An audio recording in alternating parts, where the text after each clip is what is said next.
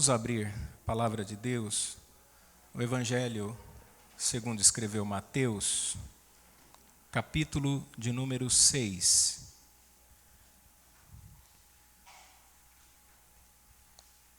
Evangelho de Mateus, capítulo 6. Faremos a leitura do versículo 5 até o versículo de número 13. O tema da minha mensagem é Pai Nosso, orando como Jesus ensinou. Evangelho de Mateus, capítulo de número 6, versículo 5 em diante, diz assim: E quando orares, não sejas como os hipócritas, pois se comprazem em orar em pé nas sinagogas e às esquinas das ruas para serem vistos pelos homens. Em verdade vos digo que já receberam o seu galardão. Mas tu, quando orares, entra no teu aposento e fechando a tua porta, ora teu Pai que vê o que está oculto, e teu Pai que vê o que está oculto te recompensará.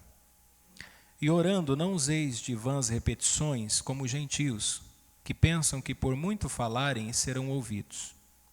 Não vos assemelheis, pois, a eles, porque vosso Pai sabe o que vos é necessário antes de vós lhe o pedirdes. Portanto, vós orareis assim: Pai nosso que estás nos céus, santificado seja o teu nome. Venha o teu reino, seja feita a tua vontade, tanto na terra como no céu. O pão nosso de cada dia dai-nos hoje. Perdoa-nos as nossas dívidas, assim como nós perdoamos aos nossos devedores. E não nos induzas à tentação, mas livra-nos do mal, porque teu é o reino, e o poder, e a glória, para sempre. Amém. Meus irmãos, se eu perguntasse a você nessa noite, se você conseguiria medir o seu aspecto físico, e como você conseguiria alcançar o ideal da sua condição física, eu tenho certeza que você falaria comigo a respeito da sua alimentação, dos exercícios que é necessário fazer, de um descanso. Se eu perguntasse a você sobre os aspectos da sua vida profissional, você com certeza falaria para mim sobre a sua formação, sobre a sua experiência no mercado de trabalho, sobre os cursos de capacitação que você fez, sobre os treinamentos que você já teve. Se eu perguntasse a você sobre os aspectos da sua vida social, você me diria sobre os relacionamentos que você tem, sobre as boas amizades, sobre o tempo que você investe na companhia das pessoas que você ama. Mas, se eu perguntasse a você sobre a sua vida espiritual, como você mediria a sua vida espiritual? Quais aspectos a sua vida espiritual tem? Talvez você me falasse sobre o seu conhecimento bíblico, teológico, e tentasse se apegar a isso, dizendo que você é espiritual porque tem conhecimento bíblico. Talvez não. Talvez você falasse das experiências que você já teve, dos milagres que você já viveu, da sua longa caminhada no cristianismo, e se apegasse a isso.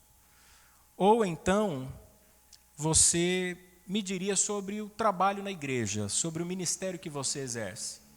E você diria assim: eu sou espiritual porque eu tenho uma função na igreja, um ministério que eu desenvolvo. Pois bem, eu acredito que a melhor maneira de nós definirmos a nossa espiritualidade seja a nossa vida de oração. Por quê? Porque tudo aquilo que nós fazemos, seja no trabalho, seja na família, seja na igreja, deve ser direcionado, deve fluir para uma vida de oração. Porque toda a nossa vida deve ter um único objetivo, que é glorificar a Deus. E se nós não tivermos uma vida de oração, nós não temos comunhão com aquele a quem nós queremos dar glória. Então, a vida de oração, ela é fundamental. Um pastor puritano chamado John Bunyan disse: há muitas coisas que um cristão deve fazer além de orar, mas não há nada que um cristão possa fazer até que ele comece a orar. É fundamental que nós tenhamos uma vida de oração. O apóstolo Paulo, escrevendo à igreja de Éfeso, falando a respeito da oração, deu-lhes uma resposta singela, clara e objetiva. Paulo afirmou o seguinte: orem no Espírito em todas as ocasiões.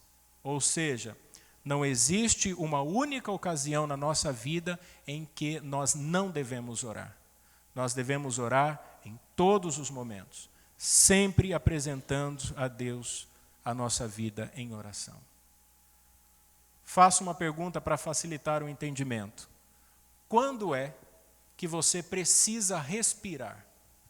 Tenho certeza que a sua resposta vai ser: o tempo todo, pastor. Porque se eu não respirar, eu morro. Mas há momentos na nossa vida em que nós precisamos respirar mais. Quando a atividade é mais intensa, o esforço físico é maior, nós precisamos respirar mais para reanimar, para recuperar as forças. Quando é que um cristão deve orar? Todo o tempo. Mas há situações e circunstâncias na nossa vida que nós precisamos orar mais. Nos intensificarmos mais na vida de oração, para que sejamos fortalecidos, para que tenhamos graça de Deus. Quando nós falamos sobre a vida cristã, nós devemos confessar a Trindade. Todos nós aqui cremos em Deus o Pai, Deus o Filho e Deus o Espírito Santo. Mas me parece que na prática nós somos binitarianos. Nós falamos de Deus o Pai, de Deus o Filho, o Salvador, mas parece que nós não somos intensos na relação com Deus o Espírito Santo intercessor. Porque é na oração que nós temos maior intimidade, maior comunhão com o Espírito Santo. Jesus, no início do seu ministério, foi procurado por um dos seus discípulos com um desejo. E o seu discípulo o procurou pedindo para que ele ensinasse-os a orar, assim como João Batista ensinou os seus discípulos muitas coisas. E o Evangelho de Lucas, no capítulo 11, versículo 1, tem este registro. Certo dia, Jesus estava orando em determinado lugar. Tendo terminado, um dos seus discípulos lhe disse: Senhor, ensina-nos a orar como João ensinou aos discípulos dele. E é em resposta a esse pedido do seu discípulo que Jesus então começa uma narrativa e ele fala sobre a importância da oração. E ele cita esta tão conhecida oração denominada oração do Pai Nosso, onde nós temos o ensino de como orar, pelo que orar e uma condição para que a nossa oração seja atendida. E eu quero falar sobre isto nessa noite. Fazendo a exposição do texto no capítulo 6, o versículo 5, Jesus começa dizendo: há uma maneira que vocês não devem orar. Notem que o pedido do discípulo é: Senhor, ensina-nos a orar. E Jesus começa ensinando-os dizendo: vocês não podem orar assim. Porque, irmãos, há uma forma não bíblica de orar. A forma correta de orar é a forma bíblica. Mas existe uma maneira errada de orar. Basta que você não se enquadre naquilo que as Escrituras ensinam.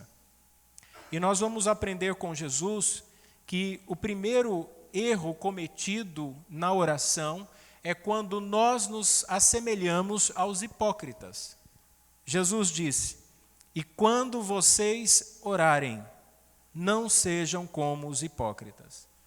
Qual era o problema destes homens? Destes religiosos que estavam acostumados à vida de oração? O que é que eles estavam fazendo que Jesus considerou como uma atitude reprovável? Se nós voltarmos alguns versículos, No versículo 1 do capítulo 6, Jesus começa dizendo assim: tenham o cuidado de não praticar suas obras de justiça diante dos outros para serem vistos por eles. Se fizerem isso, vocês não terão nenhuma recompensa do Pai Celestial.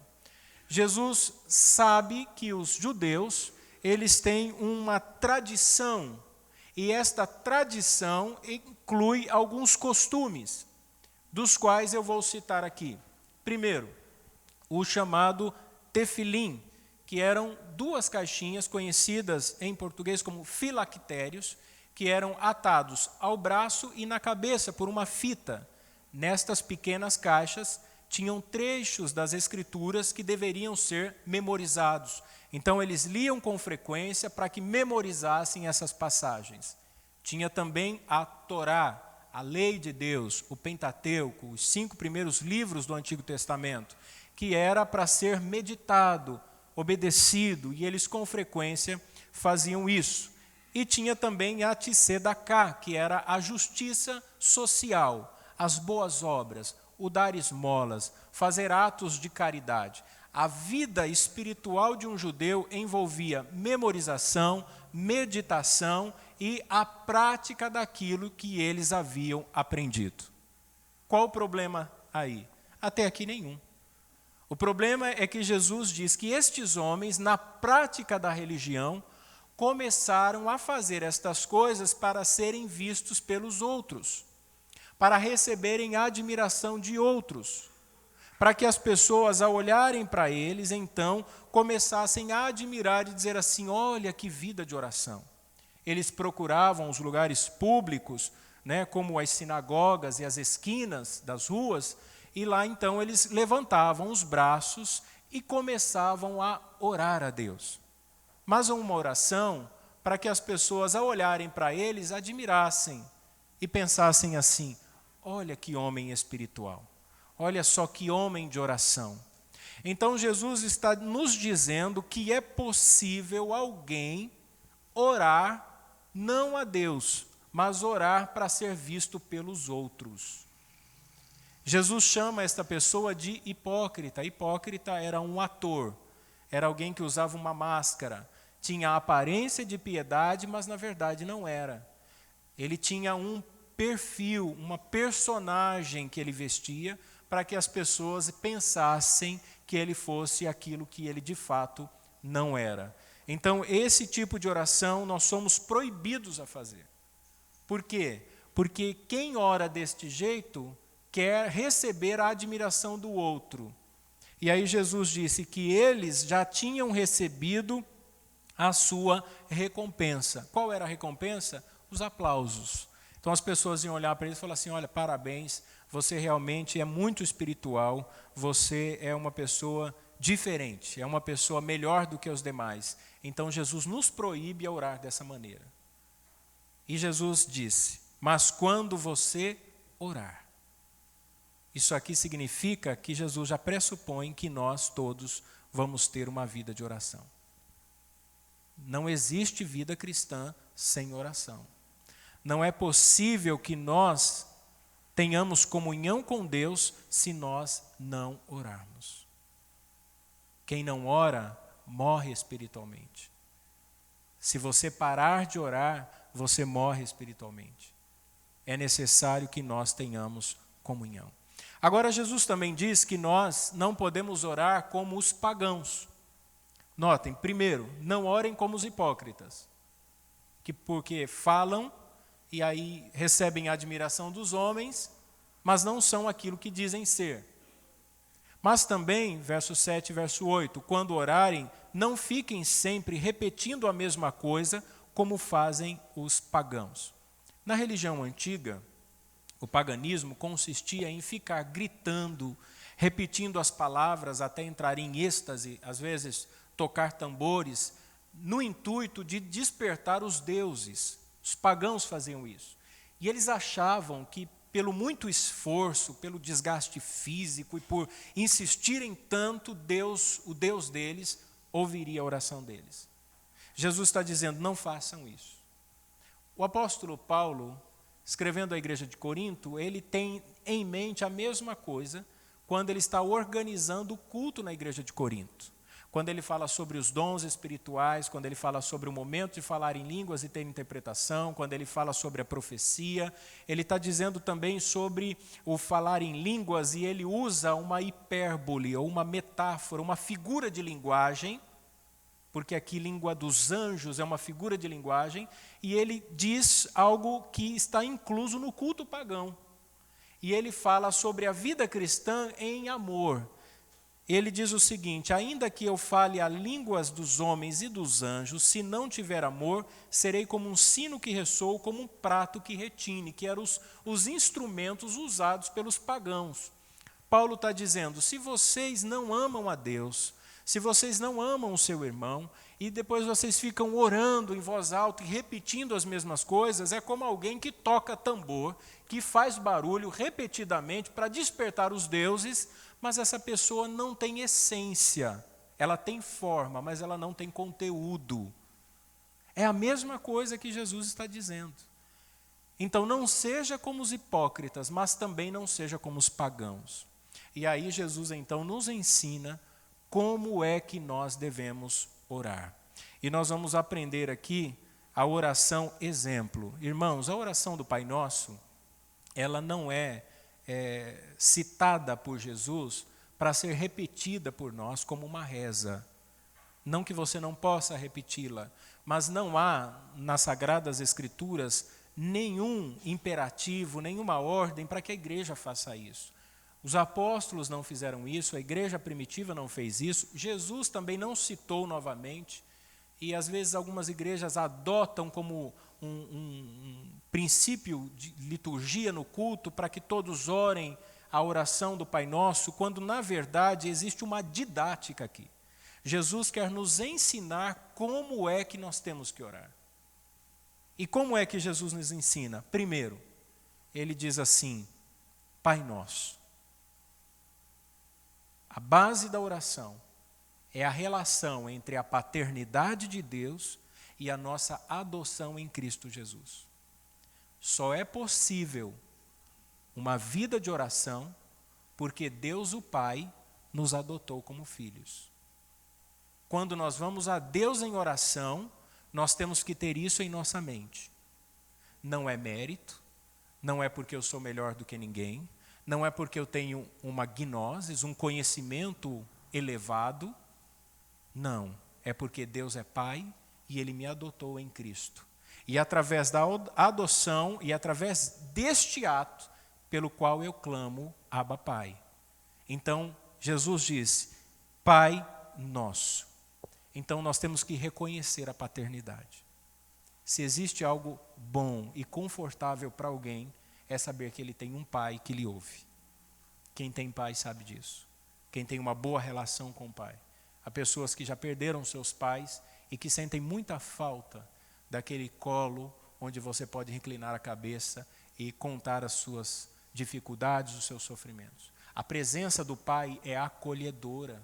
A presença do pai propõe segurança. A presença do pai é aconselhadora, é orientadora. Desde menino, quando eu tinha minhas crises de bronquite, e eu me recordo com muita frequência e com muita alegria no meu coração. Meu pai trabalhava à noite e eu passava os períodos com crise e a minha mãe dizia assim, quando o seu pai chegar, ele vai te levar no hospital.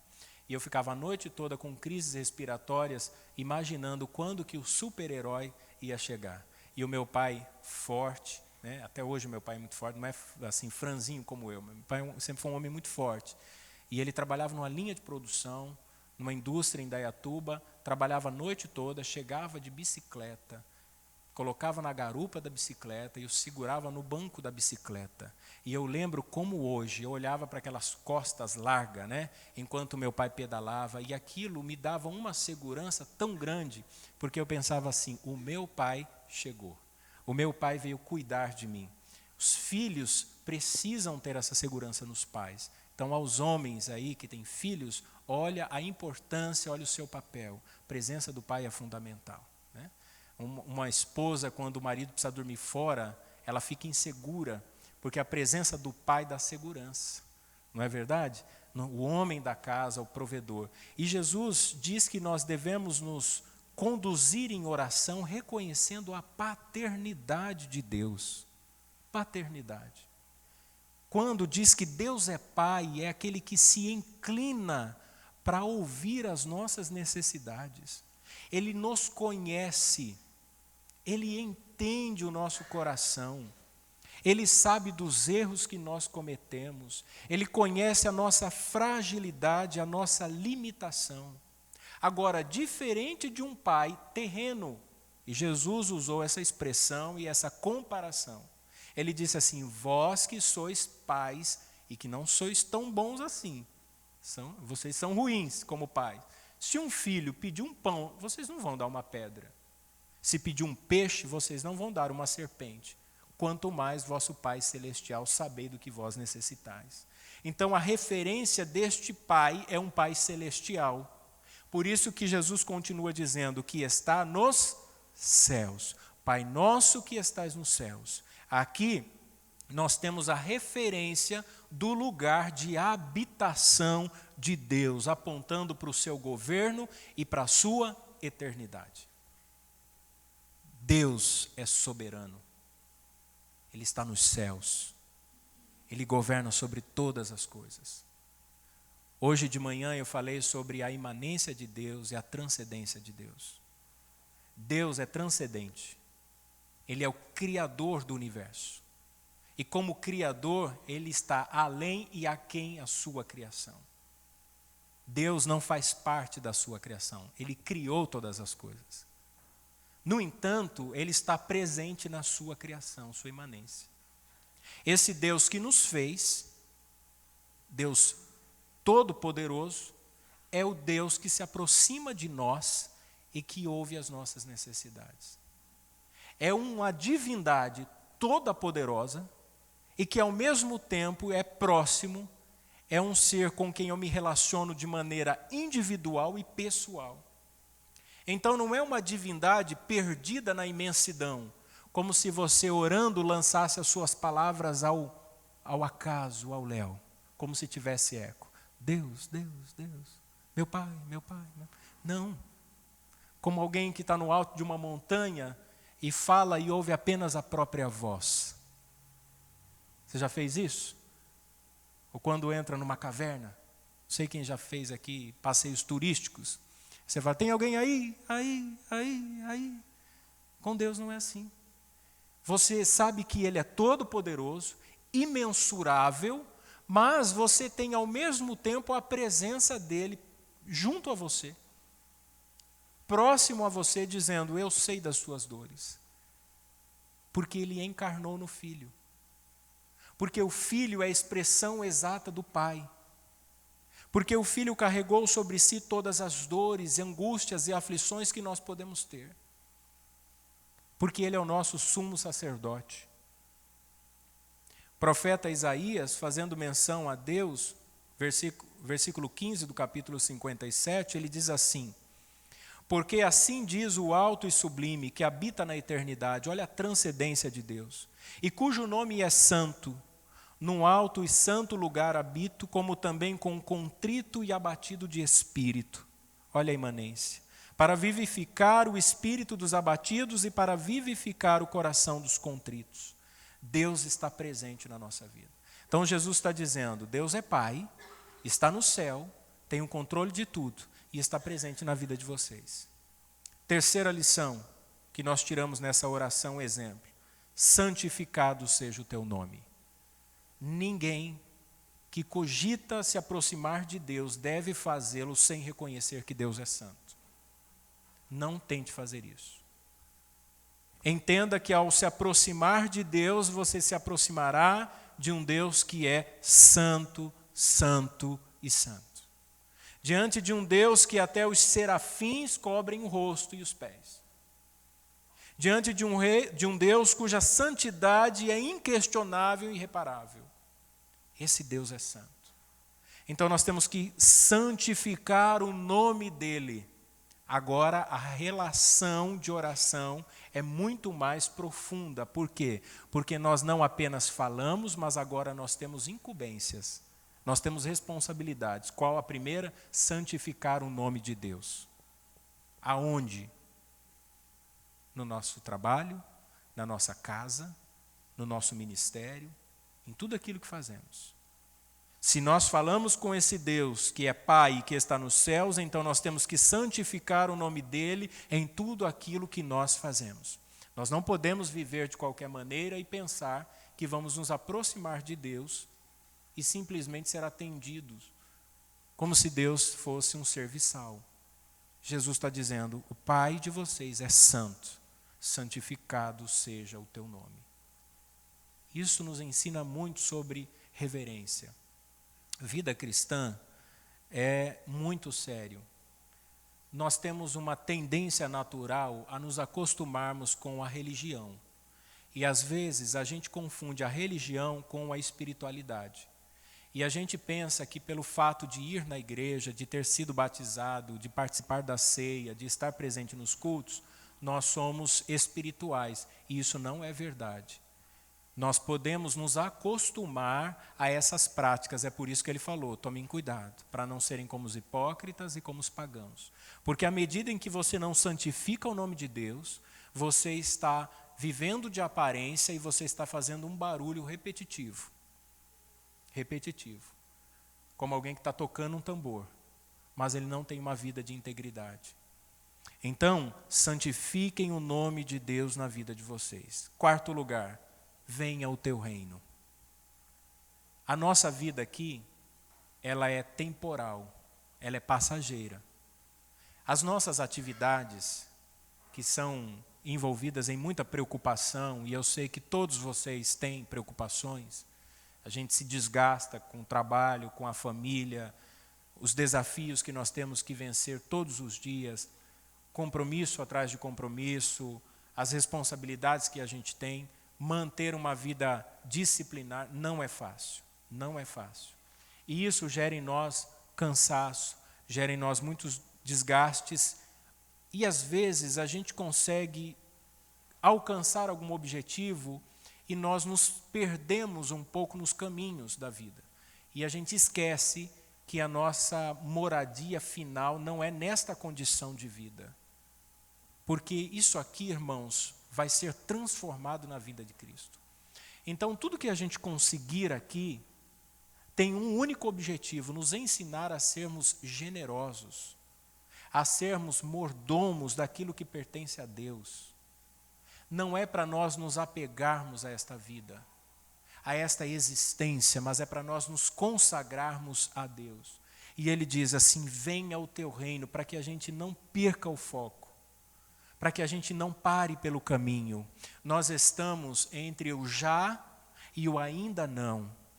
O reino de Cristo já veio com ele, já foi inaugurado, e ele está presente entre nós. Nós vivemos no reino, mas este reino ainda não foi consumado, ele não foi concretizado em sua plenitude. Isto só acontecerá na vinda de Cristo, e é por isso que ele nos ensina a orar com esse pensamento no futuro, venha o teu reino.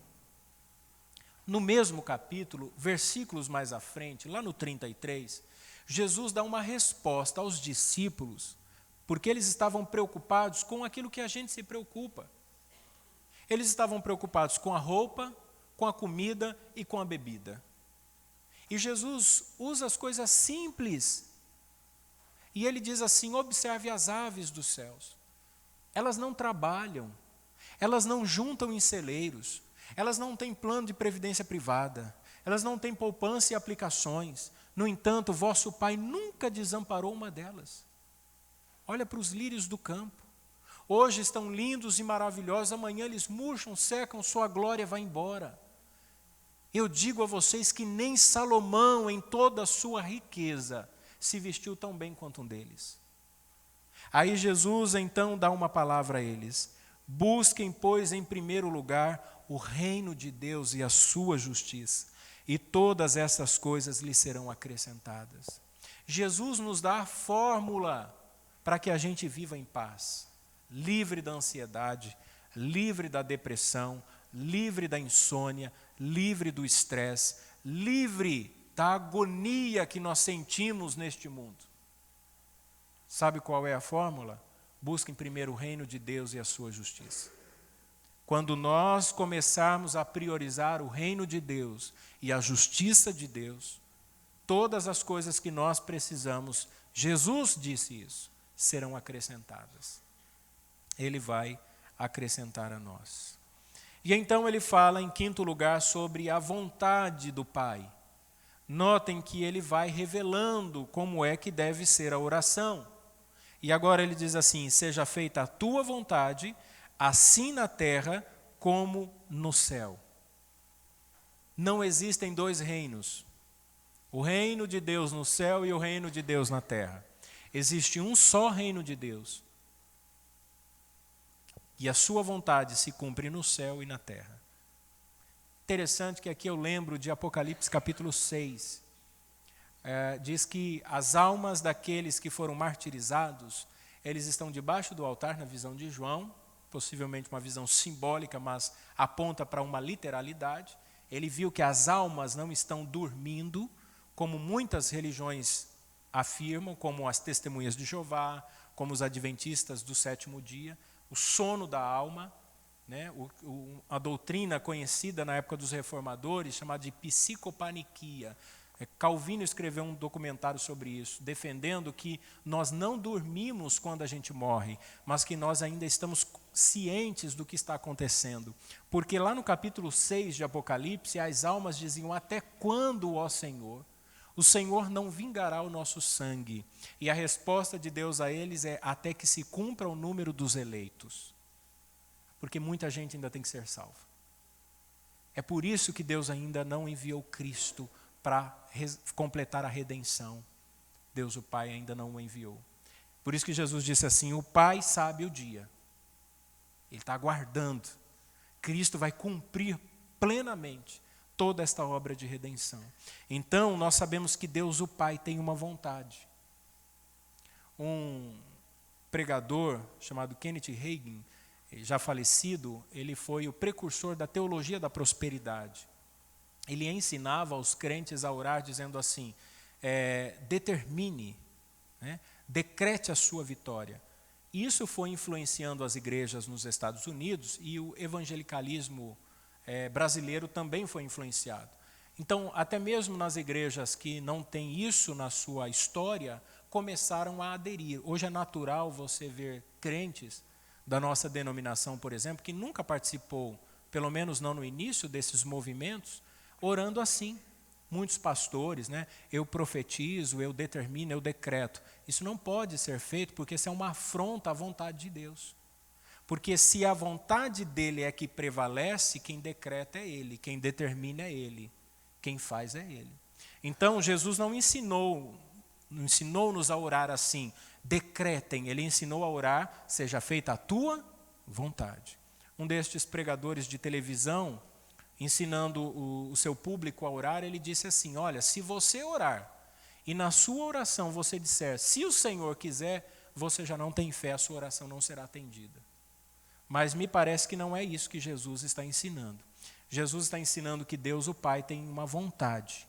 E aí na oração ele vai inverter a nossa tendência natural. Porque a nossa tendência natural é sempre fazer com que a nossa vontade seja feita, né? Exigir com que a nossa vontade seja feita. Você já viu aquele jargão que diz assim: Deus tarda, mas não falha? Isso não existe. Deus sempre faz no tempo que Ele determinou fazer, né? Não tem isso, Deus tarda, mas não falha. E também tem aquela ideia assim: às vezes Deus não responde a oração. Deus sempre responde a oração. Se você pediu algo e não recebeu, é porque a resposta é não, ou não agora, espere um pouco. Mas Deus sempre responde a oração. Deus está sempre nos ouvindo e Ele está sempre nos ensinando. Então, mais importa fazer a vontade de Deus do que ter as minhas necessidades supridas. Isso nos é ensinado na oração do Pai Nosso. Em sexto lugar, nós aprendemos sobre o pão nosso de cada dia. Talvez Jesus esteja aqui fazendo menção ao maná que Deus enviava, o pão que descia do céu. Então o povo não poderia recolher para 2 dias, exceto na sexta-feira, porque no sábado não podia trabalhar. Olha o ensino de Jesus. Primeiro, ore a Deus para Deus suprir a necessidade de cada dia. Não se preocupe com o amanhã. O amanhã trará consigo seus cuidados. Se preocupe apenas com hoje. E lance a Ele toda a vossa ansiedade, como disse Pedro, porque Ele tem cuidado de vós. O pão nosso de cada dia nos dai hoje. Então, primeiro, o pão não é meu, o pão não é seu, o pão é nosso. A oração é sempre no contexto da coletividade, porque Deus precisa suprir e nutrir os seus filhos. Então eu oro por mim, oro pelos meus irmãos. A minha oração não é egoísta, não é excêntrica, não é individualista, ela é uma oração comunitária. Quando eu oro, eu penso no corpo, não em mim como membro exclusivo, mas eu oro pensando no bem de todos aqueles a quem Cristo chamou. Olha que coisa interessante. Então nós aprendemos a orar pelo pão nosso de cada dia. E quando é então que o povo pegava em dobro, na sexta? Por quê? Porque no sábado era o dia do descanso. O que nós aprendemos? Que dos 7 dias da semana, nós temos que reservar a Deus como descanso. Porque ele aponta para o próprio Cristo. Era essa a intenção do sábado. Cumprir o descanso de Deus. Cristo é o descanso. Então, como Cristo ressuscitou no domingo, domingo é o dia do Senhor. Os puritanos levavam tão a sério que às vezes faziam 3 ou 4 cultos no domingo. Só que nós vivemos numa época em que há tanta atividade, nós abandonamos isso. Se você consagrar a Deus um dia de descanso, um dia para devoção, não estou falando um dia para assistir futebol, não estou dizendo que você não possa assistir, mas não é um dia para você ficar preocupado com a macarronada, com o frango assado, com o pudim, né, com o churrasco, mas o dia para você orar mais, para você desacelerar. É a semana inteira aquela preocupação, aquela tensão, aquela correria. O domingo é o dia para você primeiro, vem na escola bíblica, ouvir a palavra de Deus, ser instruído nas Escrituras, volta para a tua casa, ora com os teus ao redor da mesa. Coisa maravilhosa, desenvolva esse hábito, chame, vamos aqui, vamos todos, deem as mãos, se não se sentir à vontade. Hoje eu oro, amanhã ora você, deixa as crianças orar. Nós temos filhos, nós precisamos incentivá-los.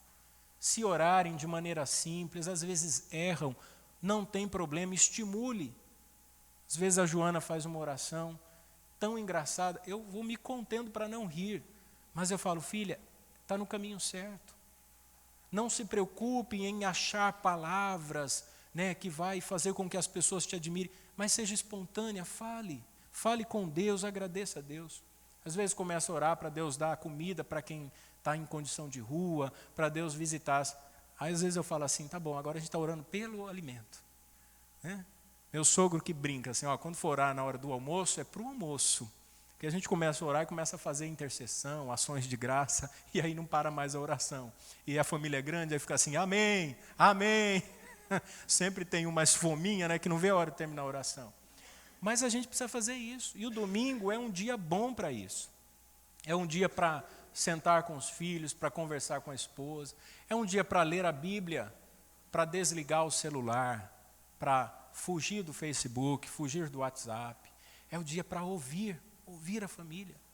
Tem gente que fica na frente da televisão no domingo e perde a oportunidade de viver aquele momento de doce comunhão, aquele momento tão gostoso com a família e com Deus. Então, na sexta eles pegavam em dobro, porque no sábado era o dia de descanso.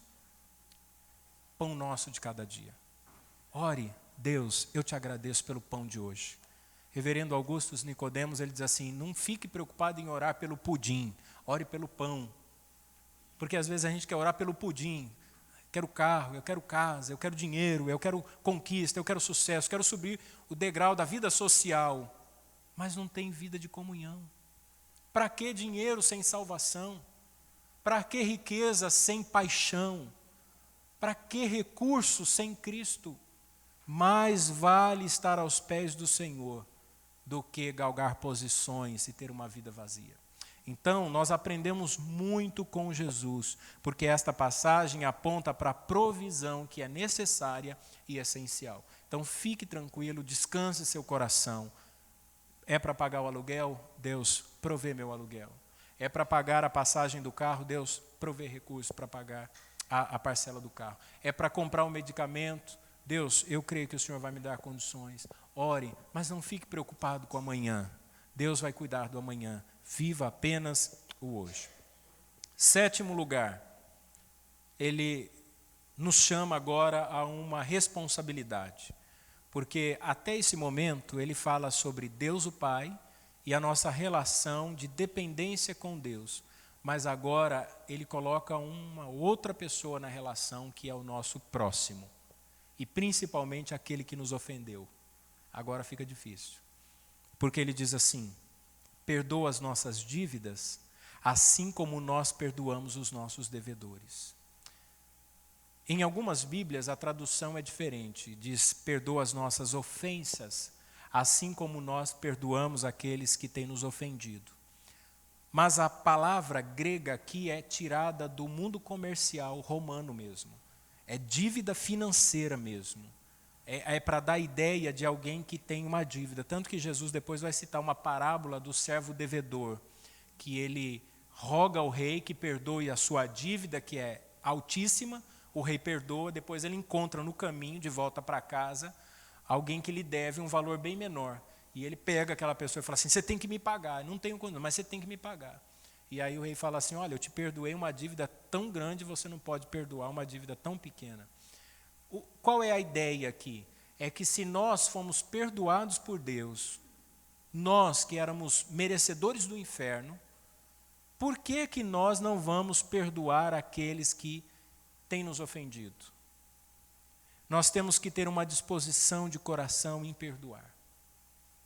Então é a ideia de uma dívida mesmo. Pensemos aqui num dono de um comércio, suponhamos que você é dono de um comércio, e alguém está inadimplente, né? Inadimplente. Então ele está te devendo, ele não consegue pagar já há muito tempo. E eu estava lendo uma pesquisa, segundo o SPC, cresceu no Brasil 4,4% o número de inadimplentes e já são 62,6 milhões de brasileiros.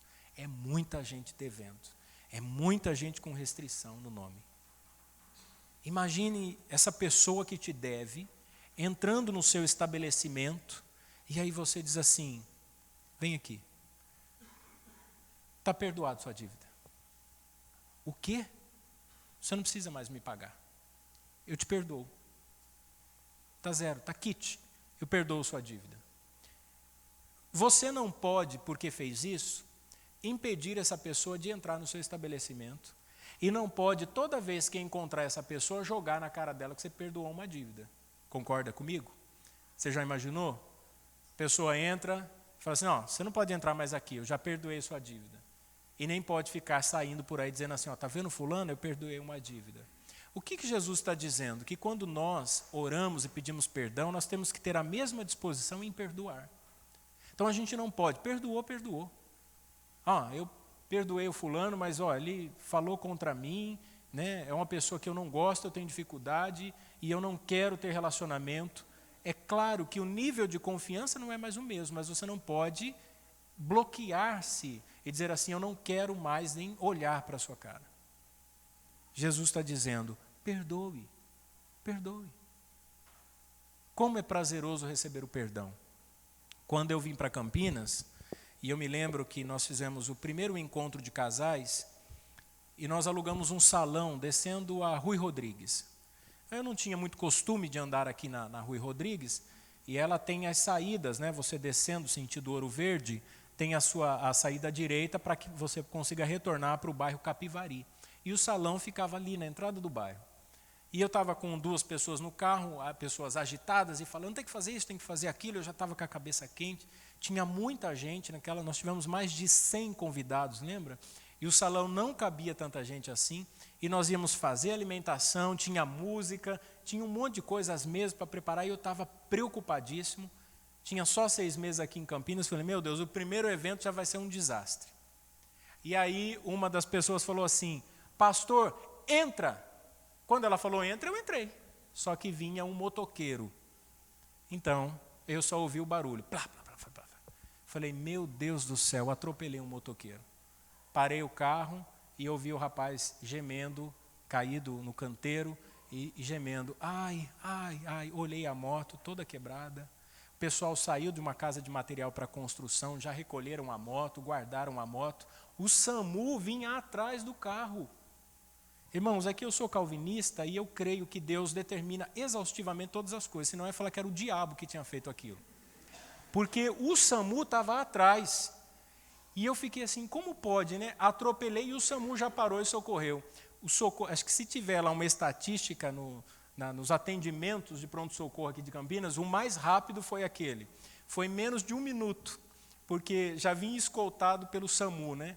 E aí eu peguei o celular do motoqueiro, depois que ele foi colocado na maca, eu entrei na ambulância e falei assim, me dá o seu celular. Ele com bastante dificuldade para respirar, quebrou 2 costelas, teve umas fraturas, coitado, né? E aí eu anotei o celular dele, depois eu entrei em contato com ele e perguntei quanto tinha ficado o conserto da moto. E eu quase caí quando ele me falou o preço. Dessas motos grandes, as peças originais, caríssimas, só o escapamento era R$1.000, só o escapamento. Aí quebrou o retrovisor da moto, o guidão da moto, rasgou o banco, nossa, foi. E eu falei para ele assim, rapaz, mas ficou tão caro assim? Ele falou assim, ficou. E tem mais, você é pastor, né? Você é novo aqui em Campinas. Eu falei, meu Deus, já me descobriu. Não tem nem como eu deixar de pagar a dívida. Ele já deu uma indireta, tipo assim, olha, eu já sei onde você está, caso eu precise te encontrar. E aí foi passando os dias, ele se recuperou, saiu do hospital, fui na casa dele, peguei o orçamento e falei para ele assim, olha, eu vou ver como que eu faço para pagar isso aqui. Ele falou, tudo bem. Aí uma semana depois eu voltei, ele com bastante dificuldade ainda, falou assim, sabe, pastor, eu estava pensando aqui, vamos fazer o seguinte, o senhor me dá metade desse valor, e está aqui, também eu sei que não teve essa intenção, e outra, eu quero vender a moto, eu vou colocar algumas peças paralelas e a gente vai passar essa moto para frente, não tem problema. Eu saí vibrante da casa dele. Eu tive uma parte de uma dívida perdoada. Então, eu sei o que é a sensação de alguém que tem uma dívida perdoada. E Jesus está dizendo assim, olha, perdoe aqueles que te devem. Se deve para você a afeição porque te maltrata, perdoe. Se deve a você carinho porque te despreza, perdoe. Se deve a você amizade porque não tem comunhão com você, perdoe.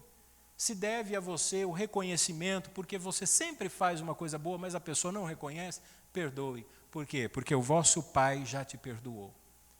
Não é uma condição, não é um mérito. Tem gente que vai pensar assim, então para receber perdão tem mérito. Porque se eu não perdoar, eu não recebo. Não, é a disposição de um coração regenerado. Então você já entendeu que foi perdoado, e aí você perdoa. E para finalizar, aqui eu quero citar o versículo 13, que diz assim, e não nos deixeis cair em tentação, mas livra-nos do mal, porque teu é o reino, o poder e a glória para sempre. Irmãos, somente Deus pode nos capacitar para sofrer a tentação, no sentido de que ela é também uma provação. Tiago diz que nós somos tentados quando somos enlaçados pelo desejo do nosso coração. Então, Deus não nos tenta e não pode ser tentado por ninguém, diz as Escrituras.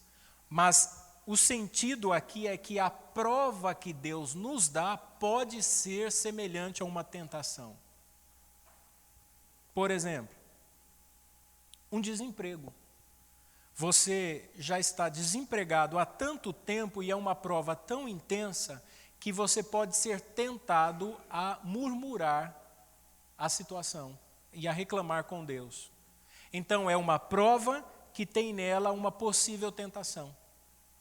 Ou você entrou num trabalho e você tem que ir lá nesse trabalho, você tem que lidar com o sexo oposto. E às vezes é uma pessoa com idade compatível, você se identifica e você desenvolve uma amizade, aí você percebe que está passando dos limites. É uma provação com o aspecto de tentação. Você não pode sair do emprego, você precisa do emprego, mas você sabe que você não pode ceder à tentação. Só Deus é que pode nos livrar de situações assim. Ou a pessoa está enfrentando uma enfermidade grave que não tem cura pela medicina e ela está se desgastando e ela é tentada a ser incrédula, porque ela pensa assim, Deus não pode me curar. Deus não consegue me curar, porque já há tanto tempo eu estou passando por isso. Ou você está num trabalho e nesse trabalho você ganha pouco, mal dá para suprir as necessidades e alguém chega para você e diz assim, olha, tem um esquema aí que dá para você ganhar um dinheiro por fora. Dá para você desviar uma mercadoria da empresa, dá para você fazer alguma coisa e você vai melhorar de vida. Então você está sendo provado naquele emprego, mas também está sendo tentado a entrar no esquema. E a oração é, não nos deixe cair em tentação. Ninguém se ache forte o suficiente para dizer, não, eu não. Comigo isso não acontece. Mas nós temos que reconhecer as nossas limitações e dizer, Deus, livra-nos do mal. Livra o meu pé de pecar contra ti. Guarda-me. Por quê?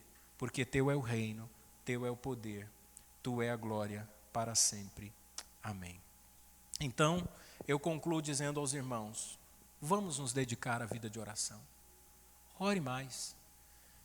Se esforce e administre a sua vida de uma maneira que a oração faça sim parte da sua vida. De uma maneira que você tenha alguns minutos para orar. Eu sei que algumas pessoas têm uma vida muito corrida. Alguns levantam 4 horas da manhã, 4:30, 5 horas. Retornam para casa 8, 9, 10 horas da noite. Mas é necessário que você consiga organizar um tempo, reservar um tempo para ter um momento de oração. Às vezes no seu trabalho, às vezes no seu horário de almoço. Tem gente que gosta de tirar uma pestana, né? Tem a pestana que acho que é 15 minutos, é isso? Mas tem também a peleca, né? A peleca é 2 horas. Então tem gente que tem os 15 minutinhos e se recupera. Tem gente que ronca na hora do almoço. Então diminui um pouquinho o seu tempo de descanso e fala assim, Senhor, eu tenho meia hora e eu preciso dormir um pouquinho. Então durma 15 minutos e os outros 15 minutos ore. Mas ore a Deus, apresente a Deus a sua vida, as suas necessidades, sempre reconhecendo a santidade de Deus, a paternidade de Deus e a glória de Deus. Amém? Vamos nos colocar em pé.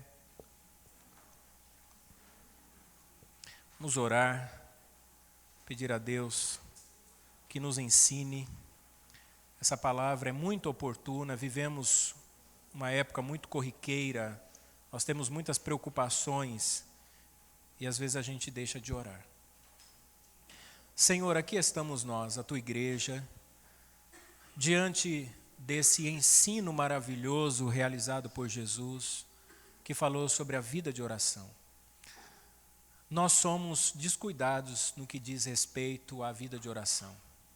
E nós sabemos disso, sabemos o quanto nós podemos melhorar, o quanto nós podemos nos aplicar mais a uma vida de oração. E nós estamos dispostos nessa noite a melhorar a nossa vida de comunhão. Pedimos ao Senhor que nos dê sabedoria, inteligência para administrar o nosso tempo. Muitos de nós que aqui estamos, às vezes bem intencionados, mas não sabemos como planejar o nosso dia e deixamos de orar por causa disso. Nos dá entendimento, nos dá sabedoria para que a gente consiga administrar as nossas atividades e não excluir delas o tempo de oração. E que neste tempo em que nós estivermos orando, a gente consiga reconhecer que o Senhor é Pai, mas que o Senhor é Deus, que o seu nome é santo, que o seu reino virá e que ele vai se manifestar plenamente, que nós temos que pedir apenas pelo pão de cada dia, não nos preocuparmos com amanhã, perdoar aqueles que nos ofendem e confiar que o Senhor vai nos livrar do mal. É isso que nós te pedimos, em nome de Jesus. Amém.